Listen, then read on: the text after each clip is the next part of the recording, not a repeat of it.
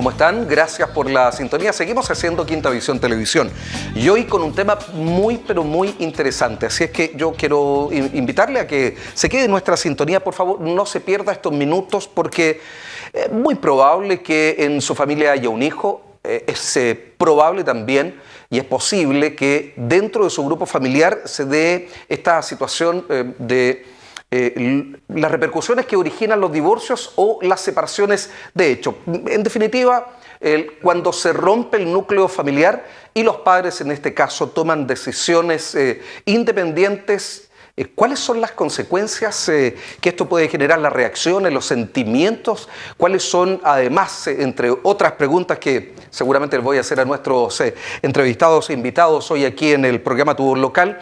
¿Cuáles son los conflictos que le generan en sus distintos entornos? Ya claramente en el familiar, en el de las amistades, pero también en el colegio. Porque muchas veces lo que ocurre es que de la primera manera en que uno puede advertirlo es por el rendimiento, situaciones conductuales, etcétera, etcétera. Vamos a hablar entonces de cómo los padres pueden o deben o deberíamos abordar el divorcio con los hijos. Voy a saludar a Paula Valenzuela, psicóloga de infancia, directora del programa de prevención focalizada. Paula, muchas gracias. No, gracias a ustedes por la invitación. ¿Cómo está el escenario en este sentido? Bueno, el escenario en lo positivo es que las familias están consultando, eso es lo principal, ¿sí? Lo que no ocurría antes, me imagino. Tanto. Probablemente no, estaba más invisibilizado, pero las familias sí se están preocupando y en realidad eso es lo que todos esperamos que ocurra. Bueno, quienes tienen que ver muchas veces en este tipo de temas, no en todas, en la mayoría, no en todas, en la mayoría, o en algunas al menos, cuando se generan situaciones de conflicto, y que está con nosotros es Priscila Acevedo, ella es abogada, mediadora familiar. Uf, buenas tardes. ¿Qué situaciones se dan allá? No deben de ser fáciles. No, la verdad que es un escenario bien difícil. Sobre todo, como lo conversábamos previamente, uno es mamá, uno también tiene roles que son particulares, también subjetivos en la casa, donde uno ve niños, ve una familia y después abocarlo en un rol profesional es complicado, es complejo, pero hay que abordarlo de la manera que mejor se pueda y tratar de ayudar en lo posible. Sí, por ejemplo, a los psicólogos, a los trabajadores sociales. Voy a saludar a Mario Catalán, docente y también trabajador social de la UVM. Bueno. ¿Cómo estás, Mario? Se les pide poder tener un distanciamiento emocional. Pero aquí partimos, previo a estar en el aire con ustedes, preguntando, yo además declarando cuáles han sido mis historias de vida, que no son pocas y que no con el mayor de los orgullos, de verdad, debo decirlo, pero preguntaba, ¿cuántos son papás? ¿Cuántos se mantienen en matrimonio? ¿Cuántos se han separado? ¿Tienen hijos o no? Porque de esa manera nosotros podemos enfrentar este tema de una forma más realista, ¿o no, Mario? Claro, efectivamente yo soy papá y también estoy separado de la mamá de mi hijo, y efectivamente yo creo que la pregunta que tiene que girar respecto de la separación no es la separación en sí, sino que es finalmente cómo los adultos y la adulta abordamos la situación con los niños. Que yo creo que ahí es donde es un tema relevante para pensar en cómo puede impactar o influir en el desarrollo que puedan ir teniendo los niños y niñas, ¿ya? Sobre todo con estas situaciones que son propias de las relaciones. ¿Ya? La relación humana y también las relaciones de pareja. Ahora, nosotros estamos conscientes que hoy día los padres, por el exceso de trabajo, poco tiempo de pronto tienen, los días ya no debieran de ser de 24 horas, por más que se quiera cortar el horario de trabajo, es muy probable que siga siendo de muchas más horas el tema del WhatsApp, etcétera, llegar cansado a la casa, muchas veces trabaja mamá, papá, la mamá lamentablemente todavía sigue haciéndose cargo de la comida, de las colaciones, ojalá los padres ayudaran en aquellas tareas, pero eso al final del día se transforma en ¿qué? En menos tiempo para los hijos. Y la pregunta es, esto que señala Mario, Paula, ¿se está haciendo o no se está haciendo? Sí, se está haciendo. Los padres, los adultos y las adultas en general se están preocupando de cómo abordarlo. Y es súper importante focalizar la pregunta en torno a ¿abordamos la separación misma o abordamos la comunicación entre los padres post separación? porque muchas veces los niños manifiestan el daño, pero principalmente asociado a los problemas conyugales, ¿no? Entonces de ahí es súper importante hacer la distinción, que la separación es en el sistema conyugal y no en el parental. No, claro. Sí, y desde ahí lo que tú decías también, la presencia del padre, afortunadamente en mi caso, el padre es súper presente, él cocina más que yo de hecho. Genial. Y desde ahí entonces lo importante es que padres y madres se mantengan en su rol, es decir, que no hay una deficiencia del ejercicio del rol ante la separación, y eso es fundamental para los niños.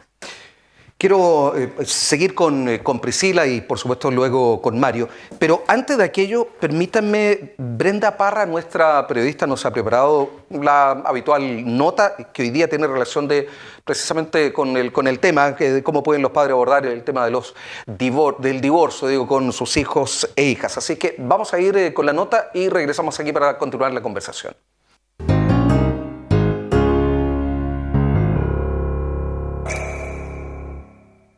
Pena, rabia, frustración e incluso culpa son algunas de las emociones que podría experimentar un niño o niña que tenga padres divorciados. Según los datos entregados por el Registro Civil, desde mayo del 2004 hasta noviembre del año pasado, hubo un total de 888.256 parejas que se casaron y 520.042 que se divorciaron en Chile, situando a nuestro país como el quinto con mayor tasa de divorcio en el mundo. Los divorcios pueden afectar a los niños y niñas en su desarrollo psicoevolutivo, esto de no tener una buena comunicación con ellos para poder contarles de la mejor manera posible que los padres se divorciarán. Todo esto impacta también en el desempeño escolar. A través de nuestra experiencia hemos visto que hay algunos niños que por razones familiares se ven afectados emocionalmente y eso de alguna manera se refleja, por ejemplo, en el rendimiento escolar y a veces también en la parte más social de los estudiantes. Así es que como los establecimientos educacionales tienen equipos psicosociales, tienen encargados, ¿verdad?, de estas áreas, la invitación siempre es que cada establecimiento educacional aborde estas temáticas, apoye a estos estudiantes en esta etapa que a veces es un poco dolorosa probablemente, ¿verdad?, apoyar a estas comunidades, a estos estudiantes y también a estas familias. Un divorcio implica la separación del núcleo familiar, que provoca un quiebre, y quienes son los encargados de entregar seguridad, claridad y calma ante las dificultades están precisamente carentes de estas cualidades. De cómo afecta la separación de los padres en los hijos es del tema que conversaremos hoy en un nuevo programa de Tu Voz Local.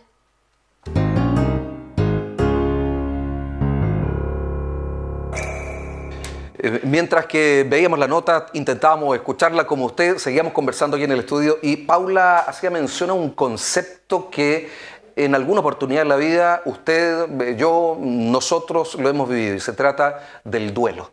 Y no es muy distinto lo que ocurre, ¿o no, Paula? No, no es distinto. Duelo viene de dolor. Y la pregunta que nos hacemos todos los adultos es si es que podemos evitar el dolor en los niños y las niñas ante la separación de los padres. Y la respuesta es que no lo podemos evitar.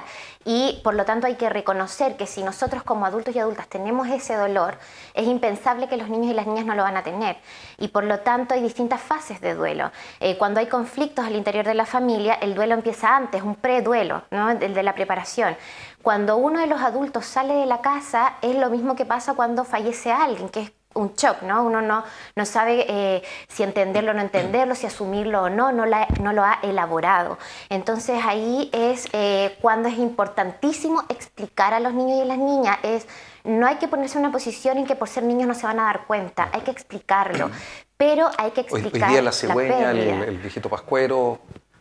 Y el divorcio y la separación, además porque en sus propios establecimientos educacionales hay muchos ejemplos de lo que ellos están viviendo. Es decir, allí se dan entornos muy familiares, digámoslo entre comillas, que no sé si son buenos o no, pero en definitiva se dan, esa es la verdad. Sí, se da y desde ahí también por fase de desarrollo y por la edad de los niños también pasa que en los establecimientos educacionales los niños les da mucha vergüenza contar que los papás se separaron. Entonces ahí es donde se empiezan a manifestar algunos cambios conductuales en el establecimiento. Priscila, y en la casa. Perdón, Priscila, ¿para qué sirve la mediación? Y perdón, ¿todos van a aquella? No, la mediación es un proceso que la ley ha establecido y es obligatorio en ciertos temas como prerequisito a una demanda. judicializar un tema, que es el caso de los alimentos, la relación directa y regular y el cuidado personal. Pero en el fondo el legislador, ¿qué ha hecho? Ha establecido este proceso con el fin de que las personas, pensando, ¿cierto?, que los adultos conscientes van a poder solucionar sus conflictos de manera pacífica y armónica en esta instancia y así evitar la judicialización del tema. Eso es lo que busca el legislador. Pero en el fondo hoy en día todavía la mediación no se ha insertado de manera tan radical en nuestra cultura y las personas tienden a, no, ¿sabes qué? Ya, vamos a hacer el proceso de mediación porque en el fondo tenemos que tener, ¿cierto?, el respaldo de que pasamos por un proceso de mediación, pero en definitiva yo quiero arreglar esto vía judicial. Y al conflicto, porque en el fondo todos saben, ¿cierto?, que ir o hacer una demanda en el fondo es una afrenta a la otra persona y que genera más conflicto del que ya hay. Si ya había tensión, esto lo multiplica por varios más. Mario, ¿a quiénes afecta más? ¿A los niños y niñas? ¿Estamos hablando de menor edad o a los adolescentes? Yo creo que va a depender de cómo los adultos y las adultas puedan abordar la situación, ¿ya? Porque efectivamente cuando ocurre una separación tiene que ver con una relación conflictiva previa, ¿ya? Por lo tanto, yo creo que eso también hay que tener en cuenta al hablar de la separación, el contexto en el cual ocurre la separación. Esto no ocurre espontáneamente, claro, no pasa un día para otro. Efectivamente, eso va a depender mucho también de cómo se manifieste en el niño o los niños o las niñas y también en los jóvenes el tema de la separación. Porque efectivamente los adultos, creo yo, tenemos dificultades a nivel cultural de cómo comunicarnos con los niños, ¿ya? Por ejemplo, yo creo cuántos adultos o adultas le preguntamos a los niños cómo se sienten. Generalmente cuando encontramos con un niño... ¿En este tipo de situación o en cualquiera en la vida? Yo creo que en cualquiera de la vida. Pero yo creo que menos en este. Claro, pero se agudiza en el momento en el cual tenemos que comunicarle a los niños y a las niñas, o los jóvenes, que ocurre el rompimiento de la relación de pareja. ¿Ya? Porque además hay un contexto de quizá agresión o de violencia, o más bien de conflicto, que finalmente repercute de una u otra forma en el desarrollo. ¿Ya? Yo creo que ahí está el punto. Ahora, yo ya decía, daba tal vez algunas señales de cuando un chico, una chica, un niño, una niña, un adolescente está atravesando una situación como esta, en donde no hay vías de comunicación, donde tal vez los padres se quedan fundamentalmente en su conflicto y no son capaces, tal vez por un mero egoísmo, simplemente porque están pensando, mirándose al espejo o viéndose el ombligo, no son capaces de pensar que aquí hay, en la familia, si es que tienen hijos, va a haber un daño, sí o sí. Lo va a haber, nadie pasa inmune a esto. Y desde esa lógica, entonces, Paula, ¿cuáles son las recomendaciones que tenemos que entregar? Primero, hablar con la verdad. Hablar con la verdad, pero no enfocarse en el detalle. Los niños no tienen por qué enterarse de los conflictos de los adultos, pero sí hablar con la verdad de la pérdida. Y muchas veces que las familias arman todo un cuento, ¿no? Y muchas veces los niños se sienten muy responsables del tema de la separación. Y eso da pie a que empiecen con fantasías y generen sus propias explicaciones. ¿Somos tan ecuánimes, tan exactos? En general, no, los seres humanos no somos así. Este es el ideal y yo lo entiendo. Y por lo mismo estamos haciendo este programa, para poder aconsejar, sugerir, recomendar. Porque en general no somos muy buenos para callar eso que creemos que es nuestra verdad, y el otro tiene su verdad y ninguna de las dos coincide. Y los niños son espectadores de esto. Sí, ahí lo principal es comunicar. Si yo como mamá me siento dañada y me siento mal con una separación, es súper importante pedir ayuda y comunicarlo. Porque en la medida en que yo pueda pedir ayuda, voy a poder contener y ayudar a mi hijo o a mi hija. Entonces, eso es importante. Aquí lo principal no es separarse, porque uno entiende que la separación es un proceso complejo para los adultos y que por algo se llegó a eso, ¿no? Pero sí es cómo lo abordamos para que los niños y las niñas no se vean triangulados, que se llama, que es cuando yo empiezo a jugar casi al teléfono, ¿no? Para transmitir mensajes del papá o Pasa. de la mamá. Es muy habitual. Ya, ese yo diría es uno de los principales daños que se presentan de los niños y las niñas. Pero es posible con comunicación, Ok. es posible centrándose en sus propias emociones para poder contener. Muy bien, gracias Paula. Priscila, ¿cuántas mediaciones resultan exitosas en términos de abonamiento? A ver, desde Ya el la cara me ámbito- advierte que... Sí, lo que pasa que es que desde el ámbito de una mediación licitada, y entiéndase una mediación licitada, una mediación gratuita, donde un servicio gratuito, es distinto a una mediación privada. Yo, estuve en una mediación licitada y ahora estoy haciendo mi rol en una mediación privada y la verdad que es totalmente diferente. ¿En qué sentido? En el sentido de las cantidades, o sea, lo que tú me preguntas, la Sí. cantidad. En una mediación privada, la gente no le interesa realmente participar en el proceso de mediación. Por tanto, de 15 o 20 que se solicitan en el mes, 15 salen frustradas y 5 acuerdos y después, en definitiva, el acuerdo tampoco se concreta. Sí, porque ahí estamos hablando, entre otras cosas, de recursos, por ejemplo, De ya no recursos. solo de visitas o de cuánto tengo al hijo o a la hija. Estamos hablando de recursos que terminan de influyendo en materias de las condiciones de alimentos. calidad de vida de los mismos Sí. niños. En cambio, en una mediación licitada puede ser, ¿cierto? Es más probable que exista mayor cantidad de acuerdos. Pero tampoco es una cosa que uno diga, ¡oh, qué sorprendente! Aquí la gente realmente llega a acuerdos. No es así, no. Mario, esa es nuestra realidad. Claro, y yo creo que tiene que ver con el contexto en el cual emerge el tema, que yo creo que hasta hace un tiempo estaba tratado como un tabú, ¿ya? Sí. Y que tiene que ver con la concepción que tenemos de los niños y las niñas. Sí, ¿ya? era no hacerles daño. Claro, ¿no? pero que finalmente en ese no hacerles daño la estamos considerando como incapaces de poder comprender la situación en la cual está viviendo la familia. O sea, si hoy día le hablamos de sexualidad en la básica y con nombre y apellido, ya sin la cigüeña ni nada de aquello, la florcita y la oveja, sin duda. Y yo creo que ahí es el desafío de nosotros como adultos de dejar de pensar adultocéntricamente. Claro. Para poder efectivamente considerar a los niños y niñas como sujetos de derechos que efectivamente tienen el derecho de poder conocer la realidad, volviendo a lo que planteaste de la transparencia, ¿ya? Que efectivamente son parte de esa familia, ¿ya? Y que por lo tanto tienen el derecho de estar informados de esa situación. Y yo creo que nosotros como adultos tenemos que garantizar eso. Y en ese sentido que seamos capaces de reorganizar la vida de estos niños y niñas luego de la separación, que yo creo que eso es lo más complejo, porque finalmente el mayor impacto puede estar asociado al sentimiento de pérdida. ¿Qué va a pasar con este adulto o este papá, mamá que sale?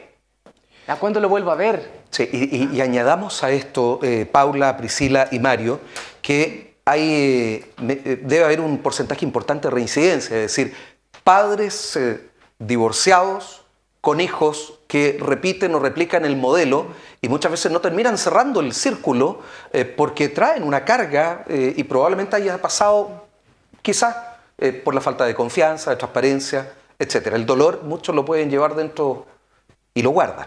Sí, por eso insisto, lo importante es conectarse emocionalmente, asumir que es un duelo, que es una pérdida, vivir la crisis, es un proceso de adaptación y cerrar el ciclo, digamos. ¿Cuánto toma esto? Yo sé que es una pregunta que no tiene respuesta. La verdad es que depende mucho pero el tiempo de la crisis ayuda. familiar. El tiempo Pero ayuda. no solo el tiempo. La práctica me dice que aproximadamente en 6 meses los niños se estabilizan, pero va a depender muchísimo, de verdad muchísimo, de la situación emocional en la que estén los padres.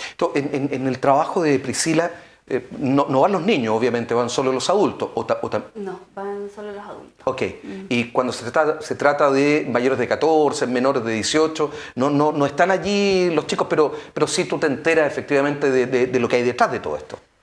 Claro, o sea, en el fondo, cuando yo en mi rol de mediadora, cuando a mí me solicitan una mediación, yo solamente me tienen que dar la puntuación de la materia y los nombres de las personas, porque en el fondo si no me pueden triangular, yo tengo que llegar a mi sesión de mediación sin haber escuchado a las partes, porque uno de los principios de la mediación es la imparcialidad.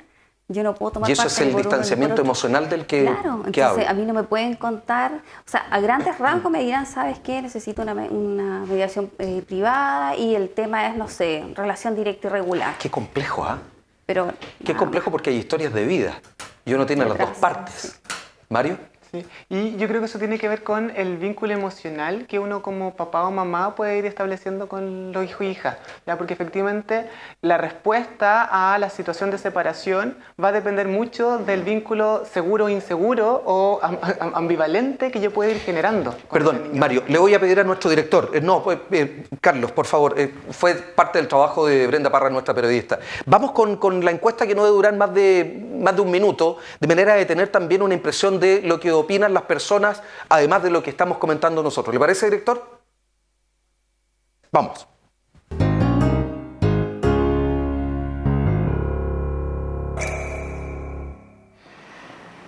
Más de 500.000 divorcios se registraron durante el año pasado acá en nuestro país, posicionando a Chile como el quinto país a nivel mundial con mayor tasa de divorcio. Pasemos a escuchar lo que nos dijeron las personas en la calle sobre si consideran que el divorcio o la separación de los padres afecta a los hijos. Lógico que lo afecta. El cariño, el abandono, cada uno se preocupa de su parte, no se preocupan de los hijos. Primero ven el entorno familiar agresivo de eso, y los niños lo perciben y lo viven. Si no hay una conciencia de que los padres tienen que mantenerse en conjunto en la crianza de los hijos, sí, lamentablemente. Cuando se divorcian o nos divorciamos, no está la empatía de decir, bueno, sigamos adelante con la tarea paternal. Y lamentablemente se llevan, no sé, malos entendidos, siguen con los conflictos y eso a la larga igual les afecta a los niños. Emocional, en todo, en todo. Bueno, si tienen buen soporte materno, puede que también eso ayude al hijo. Es necesario tanto el padre como la madre para un hijo, porque generalmente están tan divididas las opiniones, entonces los chicos se desorientan demasiado y sufren mucho. Y siguen, lamentablemente parece que se sigue la huella de hijos, de padres separados, hijos separados después. Bueno, ya escuchamos las opiniones de algunos viñamarinos, ahora vamos a pasar al estudio a seguir conversando de este interesante tema en un nuevo programa de Tu Voz Local.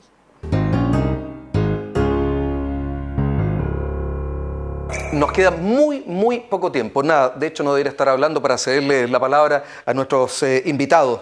Lo que sí es cierto, y debo decirlo y reiterarlo, parece que la estatura y la altura nos hace mal, nos hace más egoístas, como el gigante. Y de pronto deberíamos colocarnos en los zapatos o zapatillas de los niños y niñas que son más chiquititos y veríamos el mundo muy distinto.